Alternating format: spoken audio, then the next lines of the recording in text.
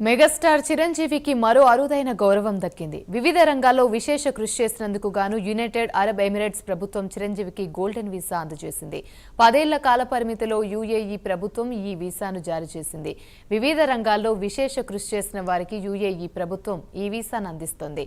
తాజాగా దీన్ని అందుకున్న సినీ ప్రముఖుల లిస్టులో మెగాస్టార్ చేరారు. పెట్టుబడిదారులు, వ్యవస్థాపకులు, శాస్త్రవేత్తలు, నటులు, అసాధారణ ప్రతిభ కలిగిన గ్రాడ్యుయేట్లకు 10 ఏళ్ల కాల పరిమితితో యుఏఈ ఈ ప్రత్యేక వీసాలను అందిస్తోంది. ఇంతకు ముందు చిత్ర పరిశ్రమకు చెందిన రజనీకాంత్, షారుఖ్ ఖాన్, అల్లు అర్జున్, దుల్కర్ సల్మాన్, త్రిష, అమలాపాల్, మోహన్ లాల్, మమ్ముట్టి, టివినో థామస్ తదితరులకు ఈ వీసా లభించింది. ఇప్పుడు మెగాస్టార్ కు కూడా ఈ వీసా దక్కడంతో అభిమానులు శుభాకాంక్షలు చెబుతున్నారు.